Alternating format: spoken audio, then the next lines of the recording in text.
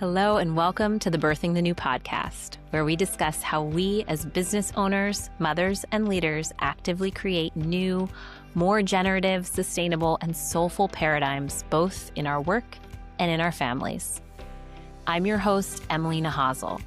I'm an intuitive guide, business mentor, and mother. I work with women across the globe and across industries to create lives and businesses that are in full alignment with their values and their vision for the world. In this podcast, you'll find a mix of solo transmissions and powerful conversations with feminine leaders. We'll pull back the curtain around what it actually looks like to live and lead in today's day and age. If you're ready to stand more fully in your power, more confidently in your medicine, and more authentically in your life, you are in exactly the right place. Now let's dive into another rich conversation here on Birthing the New. All right, y'all, we are here for another episode of Birthing the New. Today, I'm going to peel back the curtain on hiring inside of my company, how I went from having a 2 to 3 person team that was like good on the outside, but didn't really feel supportive for me, to having a 1 person team right now that feels so supportive, that creates so much space for me. I'm going to talk you through what made that possible. This is something that I have used for myself. These are tools and processes that I've used for myself, but I have also used with numerous clients in helping them build their dream teams, the people in their lives and their businesses that support them, and creating the availability in their system, in your system, to actually receive the support. Because spoiler alert, this is so important. So when it comes to hiring, when it comes to calling in support, when it comes to receiving support, right? Even in that term, we have to receive support. We can create support for ourselves, but if we want other people to support us, we have to receive. We have to be open and available to receive support. And if you are still, or if you are still in the lone wolf paradigm, the old paradigm of leadership, or if there are threads of that paradigm within you, you may find yourself in situations where you're hiring, you're paying for help. There's people that are there that are saying they want to help you, but it doesn't actually feel like support that you get to exhale with, that actually frees up space in your mind, in your body, not just in your calendar. And having the dream team, which by the way will change year after year, it will change based on the season of business that you're in. It will change based on your business goals. It will change based on your season of life and motherhood. Having the dream team and learning the somatics of support is a key phase, a key pillar of matriarchal leadership, and something that we are training deeply inside the Mother Mind Leadership Training, my 9-month matriarchal leadership training, which I've been talking about. I will talk more about at the end of this episode. But first, I want to get into that story of how I went from having a 3-person team that kind of just made me feel like there was more for me to do. Like I was the constant bottleneck, to having a 1-person team where I'm like, wow, so much is taken off my plate. This is incredible. I get to be in my matriarchal medicine, and also doing this work, rewiring the beliefs around support, around having to do it all. Again, rewiring that lone wolf paradigm in my body has also allowed me to make a decision to hire for a position I never thought I would. In fact, a prior version of me is like, what? You're doing what? And I'll share more on that too. Okay, let me tell the story. This is like a parallel story that runs to the story that I told about the mother mind as a movement. That episode was released previously. You can go back and find it. And I'll kind of share some touch points. You can just track the different layers of things that were happening. But when I came back, I have had very early on in my business, I hired an assistant just to do some tasks. That part of the story actually doesn't feel relevant here, but it was kind of a short-lived arrangement where And I left the situation feeling like, ooh, I don't really know.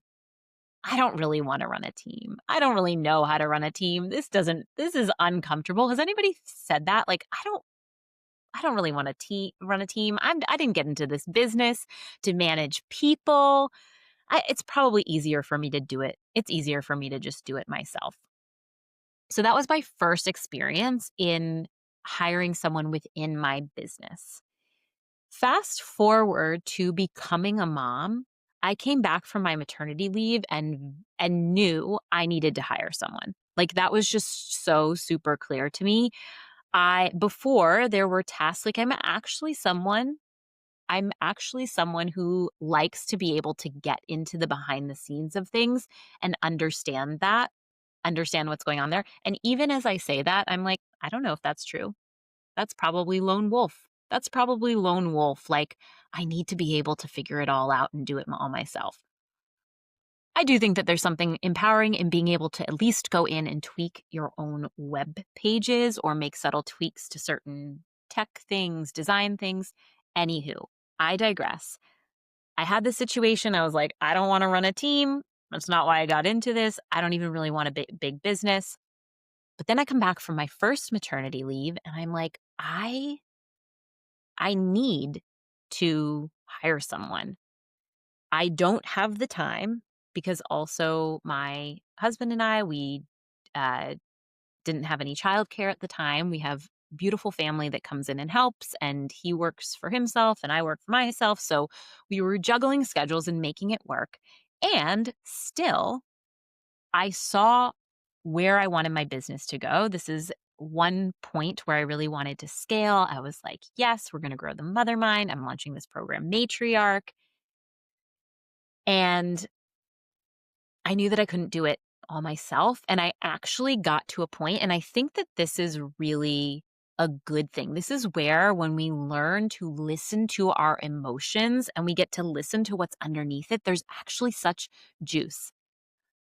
Tasks that didn't bother me before having a baby, before becoming a mom, uploading client replays, sending notes, setting up sign up links. Tasks that didn't bother me before, I was like, I don't want to do this. I don't want to do this. And in the real reality of things, I had less time on my calendar that I was devoting to work, with also a desire to help just as many people. So I needed to hire someone. Like, that was very clear. And I hired a team, a woman who ran an agency. So she had other people underneath her. And I loved her and love her as a person. And this actually is, I don't want to say it's a mistake, because it's not a mistake to want to enjoy the people that you work with.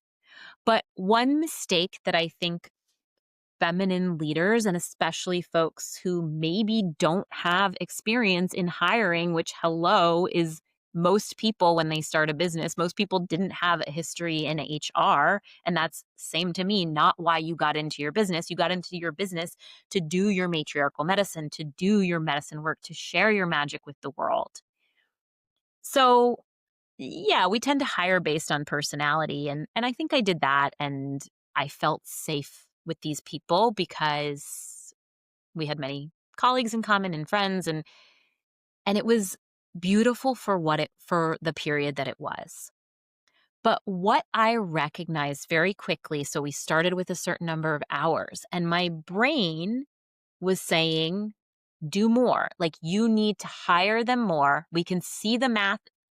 There's this concept of buying back your time. Your time is multiple hundreds of dollars per hour, if not thousands, because you think up ideas, you run programs that have 5 and 6-figure launches. Like, I could see that I needed to hire and delegate more. But that process felt, and I would even do that. I would say, okay, let's do more hours. Let's get your other person on here, maybe like a social media person, or, can you get in and do the graphics on this? I was doing the things, but it wasn't making my life easier. The support was not making my life easier. I want to name this. In some ways, yes, there were tasks that were taken off my plate that were routine that I didn't want to do. And I was grateful for that, especially with a young baby. But pretty quickly, I didn't, because, and I want to name this, this is not let's blame the team members. And it's also not let's blame me as being a bad boss or a bad people manager. I see a lot of women do this. I had a client for many years who did this to herself. Incredible human. I don't actually think she was a bad people manager. I don't think that she had learned the somatics of support. And this was before I had learned the somatics of support, so I couldn't teach it to her. But we say this, one can villainize the person working for us. They're like, why can't they just do more, take more initiative, or, come to me with solutions? And of course, there's a layer of that may be true, but we create that story, or we create the story of like, I'm a bad boss. I don't know how to manage people. And I don't actually think that's the case in most scenarios. What's the case in most scenarios and why women get stuck as doing it all in their businesses is because we have that lone wolf paradigm still in our bodies. We have this belief system that being able to do it all is the goal. For so many of us, that is a belief system that was entrained in us, and we can be grateful. I am grateful that in this day and age, we do have many more choices than our grandmothers in most cases. We can run the company. We can make the money and have the babies. We can have these different family situations. We can choose not to have families. And where that like feminism started to put a shadow over women, I've talked about this, is when we took it all as like, okay, I can do it all, therefore I need to do it all. And we've brought this into our leadership and into our businesses. And so let me just remind you too, I've been talking about this a lot, but that lone wolf paradigm, that old paradigm of business is this triangle leadership. And while it puts one person at the top where we can, in theory, have the least amount of hours, have the most amount of profit, like get to do only our zone of genius, our matriarchal medicine, the work that we love, this also often creates bottlenecks because we hire out for tasks, but we still feel that things have to be done our way. And I see this especially, I know this one because I held on to it for myself. I was so proud of my ability to do all the things in my business. I was so proud, like, I figured this out. I can do this myself. And there's a layer of that that's empowering, but then there's a layer of that, especially as we start to scale and we start to grow and we want to lead in new ways, in ways that don't just require us showing up day after day, our energy, our productivity, our creativity always on, is we have to learn to let go. We have to learn to let in support.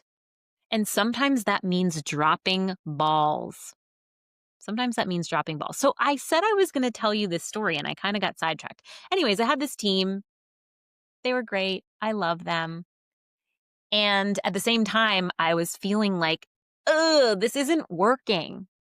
And for a long time, I thought it was a personality thing. I thought it was like, I'm not a good boss. Okay, I need to be a better boss. I need to like manage the task management system better, or I need to be more available for feedback and support. Or then I was like, oh, maybe it's just they're neurodivergent and I'm neurotypical.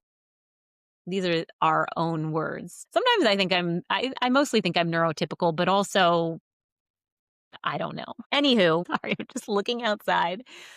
Colin is in the garden. We're going to have a freeze tonight. And we had this massive loofah plant. This is just a segue, but I don't know. It's real life. And also it's the end of the day here. We had this massive loofah plant, like loofah, like sponges. I think Colin planted one and it took over our whole garden. It like strangled our cucumber. It like really took over. We have 22 loofahs now. 22 loofahs. We could have sponges for years. Anyways, we're going to have a freeze tonight. So they're harvesting all the loofahs and he's just holding a baby in one hand and harvesting loofahs. And there's a 3-year-old running around. Okay. So had this team, thought maybe it's a personality difference. Maybe it's me. Maybe it's them. Maybe it's just we just don't jive together. And I'm not saying a layer of that isn't true. Like that might be true.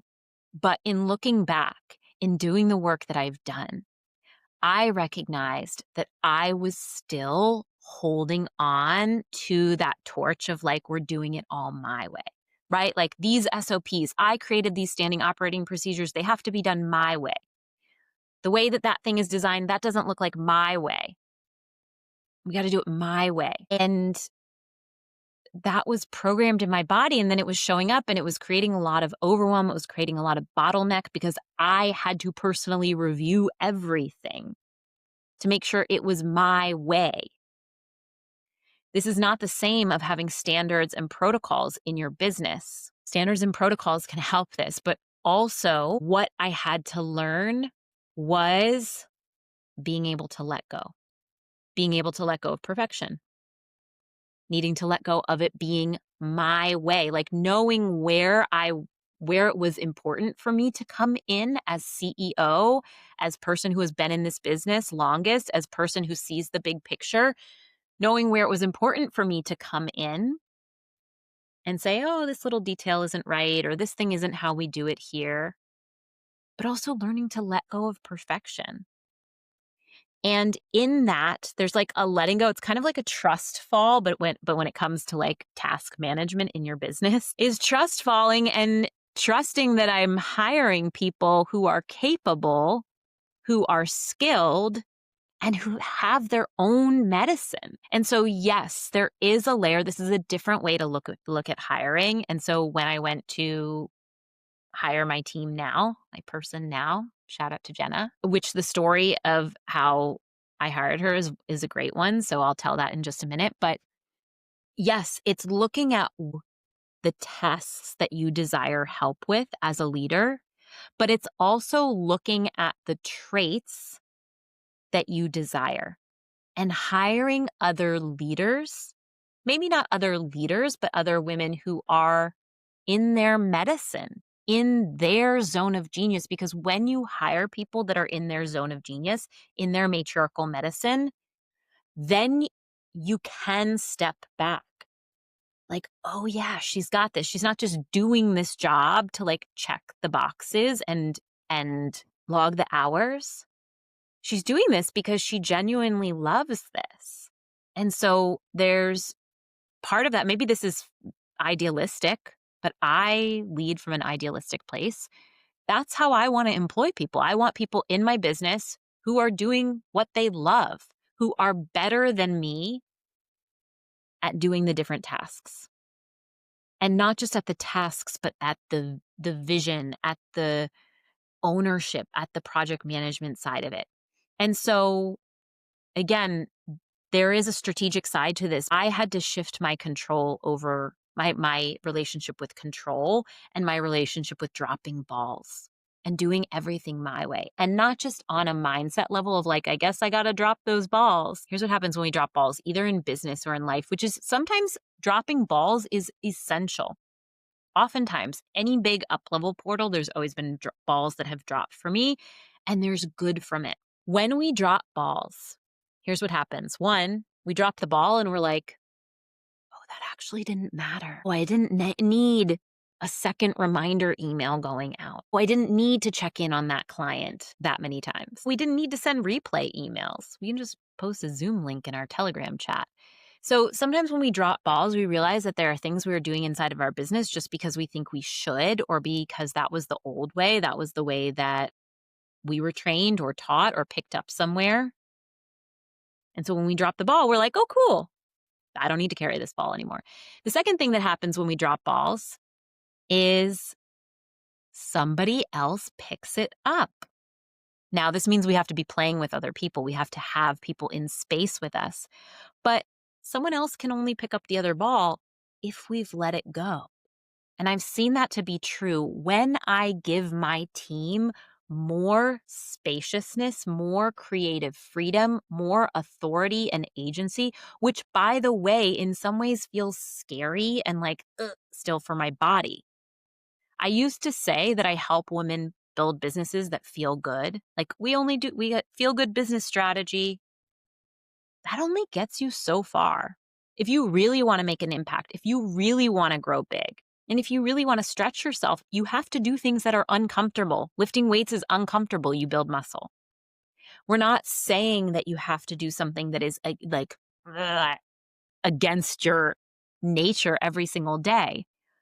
But I noticed that stretch in myself of like, oh, like even I'll use an example. Okay, Jenna sends me a graphic and I'm like, whoa, that's very different from how I would have made it. Take a breath with that. Okay, I'm not a graphic designer. She is.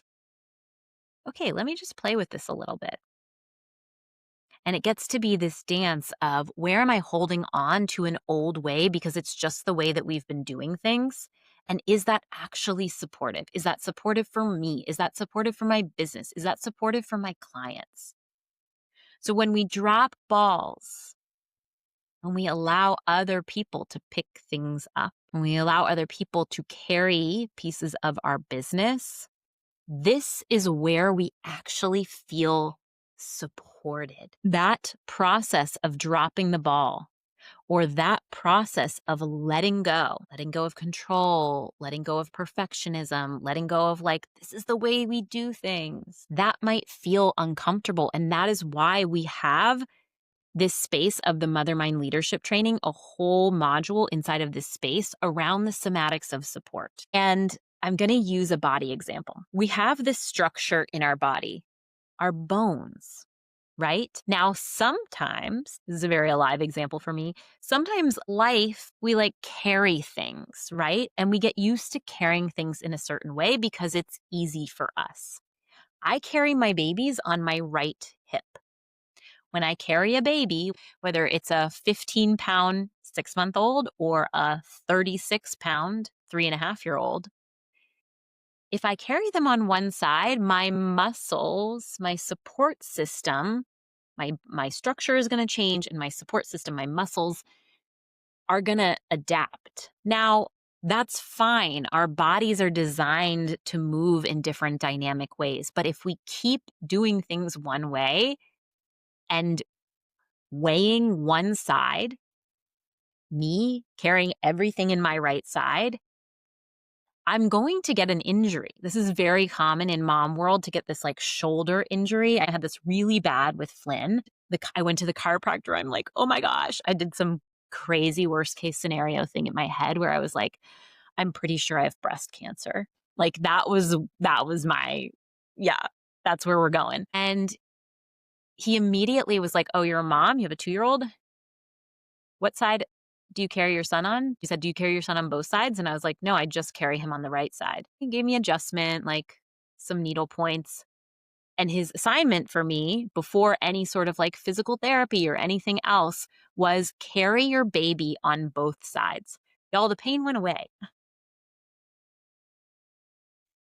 Anyways, so what I'm here to say is like, we know this happens in the body when we put too much weight in one side, there's going to be an injury, but we can also rebalance. And we have this innate structure that lives within us, that lives within our bodies. And I would also offer that it does live or can live within inside of your business that supports you, that actually supports you. Like just think about this. If you sit on your sitting bones, my Katona yoga background is going to come in right now. If you really sit on your sitting bones, pull the flesh away from your sitting bones and sit in the middle of yourself. So like rock a little forward, rock a little back, and then find the middle. Your spine is just there. You don't have to think about your spine supporting you. Your bones Your skeleton is there. It's just when we have these adaptive ways of moving that we result in injury or burnout or pain. And the same is true in our businesses. I believe that being supported is innate in all of us. And especially as women, we know we can't do it alone. We didn't do it alone for centuries. We raised babies together. We did business together. We cooked meals together. We celebrated the passage of time together. And the modern world, we've created this adaptive strategy that like kind of feels like strength. Ooh, I can do it all alone, but actually it's hurting us. And we're seeing the results of that. And so all of this is to say, sure, there are some business best practices around hiring. There are things that I do when it comes to interviewing, when it comes to vetting, that I will share with you, that I will share with the women inside of the Mother Mind Leadership Training. And the best thing that I can teach you is to learn the somatics of support, because I've applied the strategic hiring practices and people management practices, both in my businesses and with clients. And the best results that I've gotten are not from the perfect strategy, from the perfect task management system. It's from the somatics.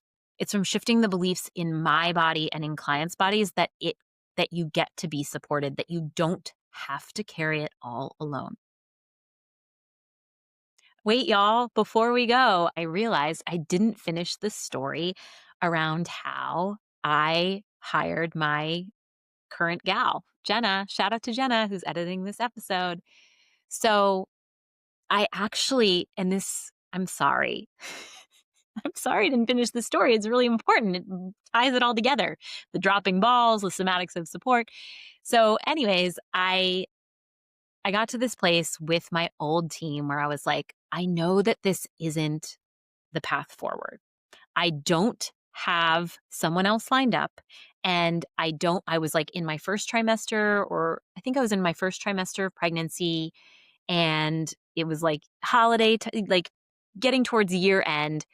I was like, I don't want to hire right now. I really don't want to hire right now. And also, I know that my time with this team is done and it feels really clean to wrap with the year end. And so with plenty of advance notice, let them go with nothing lined up, y'all. Oh, that was crazy. Being pregnant. That was crazy. But I also knew that I could trust. That also when I let the balls drop of like not having all the tasks that I had made up for my team, that they had made up for themselves, like all these things that then when we let them drop, we would see what was actually important and essential for the business moving forward. And that's what happened. And the best thing was I mentioned something to an incredible woman in my Power Web. She was interviewing me for her podcast. And at the end of the episode, we had stopped recording and I think we're just chit-chatting. And I said, yeah, I actually just let my team go and I'm looking for someone new. And she was like, oh, you need to talk to Jenna. You should talk to my girl, Jenna. And she made this connection. And I even had like a little bit of like resistance because I had said to myself, I don't want to do a whole hiring process right now. I really don't want to do a whole hiring process right now. I don't want to go to the Indeed or the, whatever, put it out to my network and go through a bunch of applications because I've also done that before. It's like, I just don't feel like I have the capacity for that. And she sent me this gal, Jenna, and I read over her website and I was like, this looks pretty good. Like, I'll have a conversation with her. And it just clicked. It just clicked. I did not have to have a whole hiring process. We started off with one project. She actually helped me set up and birth this podcast. This is so full circle. I can't believe I almost forgot to tell this part of the story. That was like our starting project is like, let's birth the podcast together. And then if that goes well, I have more that I would love your help with. And it's been so beautiful to to step into this space together and to really see her zones of genius, see her matriarchal medicine, and let her bring that in, as well as her care and her enthusiasm, into my business. And it has provided exponential benefits.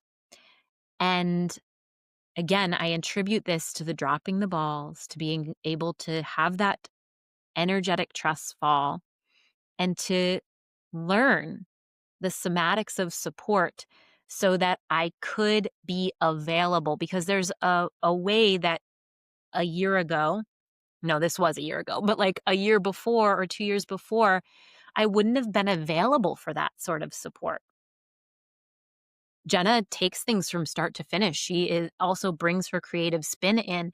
And like I said, there was a version of me that wouldn't have been okay with that, wouldn't have been available for the support that she offers. And so it is this beautiful dance of unwinding and reweaving those patterns in the body and then moving forward in a way that is new. So happy ending. Happy ending. Okay, so do you want to know the role that I'm hiring for next? Yeah, there's a part of me that feels really shy to admit this or really nervous to admit this, but it's good. And the only reason that I'm here is because I have done this work on the body level. Like, it is good to be supported, and it is good to be supported in many different directions. So we're going to hire a part-time nanny. I was like the person, some of y'all know this. I was like the person. No, my kids are not going to childcare. And I still don't, in this moment, don't want my kids out of the house all day, every day. I want to be with my children. I want to spend quality time with my children. And this decision it's more than just me, right? And this is another way that the matriarchal leader leads. And so I'll share that with you. Colin is not as happy being with the children all day. We can say this thing about woman does her work and makes the money and man stays home and watches the children. And that might work for you. And a layer of it works for us. But he's less happy when he is with the children all day. And I hold the vision, and all of the work that I do is also so that my children can come into my work, and they can't come into everything. I want time to be focused. I want time to be here without breastfeeding, holding the baby, kind of modulating both things. And so, yeah, this decision to bring someone additional help into our home with the children part-time, I think, is really, really big. And it's a power move of a matriarchal leader who knows, I know when my partner is happy because he is in his medicine and his purpose. When I am able to spend focused time for myself and my purpose, then our whole ecosystem is going to thrive even more. And so that's one hire on the docket for us here in our home. Okay. I feel like that's all I want to share. If what I said here, so like I mentioned, the somatics of support and creating, calling in, attracting your dream team is a key phase of matriarchal leadership, is one pillar, one way that we grow your legacy business beyond you without you carrying it all alone. And this is what we are training inside of the Mother Mind Leadership Training. The Mother Mind Leadership Training is a 9-month deep strategic and somatic training in matriarchal leadership. This is for the woman who is ready to grow her legacy business, the business that creates wealth and impact beyond you, and is ready to rise as a rich, connected, and supported, key word here, supported matriarchal leader. So this is for you if you felt capped at your certain capacity, if you felt like there is another level for you and you're not really sure how to access that, if you've done the hustle game, if you've done the like, I'm like running, like you've done the like do it all game, and that's not going to fly anymore. Maybe you're a mom, maybe you're not a mom, but you're ready to blow your business up through the skills of matriarchal leadership as a feminine being in a way that, sure, might feel uncomfortable for you at times because growth does, but as a whole feels so supportive, so rich, and so connected in your body. The Mother Mind Leadership Training begins in January. We are accepting applications now. And when you apply today, you'll get free access to my year-end mini mind, where we are rooting into the year end, finishing off the year strong in business, and also root into what matters in our lives. So precision focus, somatic trainings, it's going to be epic. This is an experience for clients and past clients only, and you get access for free when you apply to the Mother Mind today. You can learn more at emilynachazel.com/mothermind or DM me training on Instagram. The program page is very all inclusive. Shout out to member of my Power Web, Jessica Shear, who really gave us some sales page edits that made that page just so much better for you all, honestly. So much better for you all to look at and to know if this program, if this training is for you. So it's very extensive, and I encourage you to apply even if you have questions, even and especially if you're like, yes, or this feels stretchy, good. You want to be in spaces that stretch you, whether that means you're like, I might be the smallest fish at this table, or I might be the biggest fish at this table, or I'm pregnant and I'm not sure how much time I have for this. Apply. The application in and of itself is a powerful portal. And then there's a question at the bottom of, do you have questions? Do you want to talk about this? So we can have a conversation.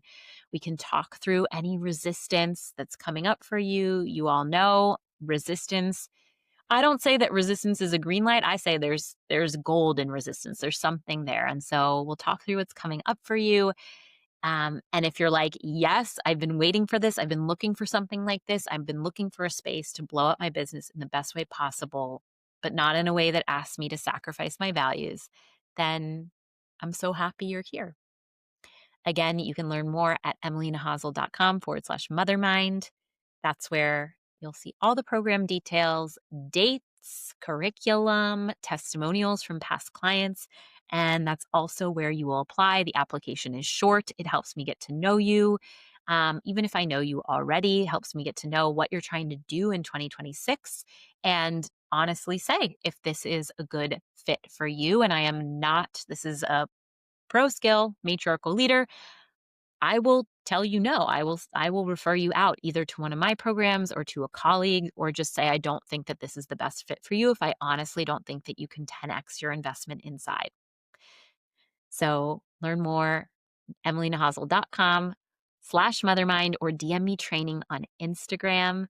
And I cannot wait. We have the most incredible women joining inside. Folks who are business owners, also folks who work in agency or work in company and are not totally sure, but also think that's something on their own. But this is for the woman who's reshaping leadership. So we are going across fields, across industries. And I already said this, but no, you do not have to be a mother or want to be a mother to apply. The Mother Mind speaks to the matriarchal way of doing business, of leading. All right, y'all. That's all. I cannot wait to read your applications and also can't wait to hear how this episode landed for you. I've had a lot of colleagues, actually, friends, come into my DMs when I post something about like, woo, it feels so good just to be in my crazy and my medicine and know that my team has me.